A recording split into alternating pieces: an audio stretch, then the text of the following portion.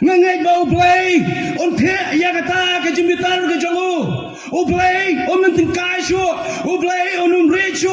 Bante yak jimbitar ke jongu. Namar ba ke breu kila le persya ya Blei. Ini ki kon Israel. Kila sedang dau Blei. Kila petang hak jelenti ke jongi de ki bleithaw. But bon na preng jongi de ki penkot yala ke jong ke jingem hagi bleithaw. They have started with God, but they have ended with idolatry, with idols. Kila sedang dau Blei, kila penkot ya ke jingat lenti ke jongi hagi bleithaw. Habingi pule ya ke kten ke jong Blei.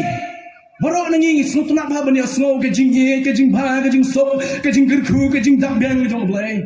Hagi kten ke jong Blei kam kot tang ke jingye. Hagi kten ke jong Blei kam kot tang ke jing sop. Hagi kten ke jong Blei kam kot tang ke jing gerku. Henry ke kten ke jong Blei ke donru ke jing maham. Bong ke shisha. Ban kran ya ke jing shisha. Ban le ya ke jing shisha. Ban abang ya ken riang no na ke jing shisha ke jong Blei. Hatu bitharai Blei unum bitar. Pitharai bo Blei unum bitar ya ke jing le ke jongi. Ngai. Bo Blei unum re Blei unum tengkai. Kumaga kten ke jong Blei ke mau Ezekiel, Blei la kran mau Ezekiel ngan num tingkai ya ki. Ngan the ya ke jing bitar, ngan num re ya ki. Namar ke jing le ke jong ki ke balong, ke la kiu kum jing ingkhong khmat ke jong Blei. Kalong ke besyur kai. Kalong ke besyur kai hadu kata kata.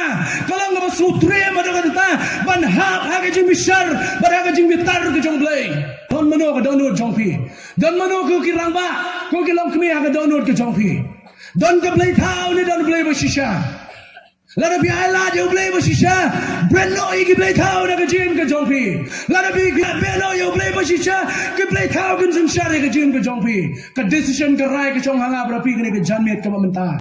Don shibun ke bleithaw ki samla ki ri mentah ke jim ke jong pi. Yo ke dei ke bleithaw jong ke jingi jing slow ba. Ke pi eno yo bleitang na bar ke jing slow ba. Yang ada ke bleithaw, jom ke jing pe, yang ke start berthai, but we eno, ngai nyok Blei bershisha.